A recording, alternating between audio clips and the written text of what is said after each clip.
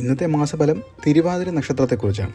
2025 May മാസത്തിലെ തിരുവാതിര നക്ഷത്രക്കാരുടെ ഫലം നമുക്ക് നോക്കാം. ഇതിൽ ഗ്രഹസ്ഥിതി, തിരുവാതിര നക്ഷത്രത്തിൻ്റെ സ്വഭാവം, തൊഴിൽ, സാമ്പത്തികം, ആരോഗ്യം, പ്രധാന ജ്യോതിഷ സംഭവങ്ങൾ, കുടുംബം, പ്രണയം, വിദ്യാഭ്യാസം എന്നീ മേഖലകളിലെ ഫലങ്ങൾ, ഓരോ ആഴ്ചകളിലെയും വിശകലനമടക്കം ദോഷപരിഹാരങ്ങൾ എന്നിവ ഉൾക്കൊള്ളുന്നതാണ്.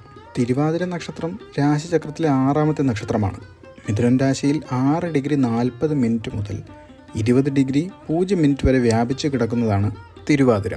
ഈ നക്ഷത്രത്തിൻ്റെ അധിപൻ രാഹുവാണ്.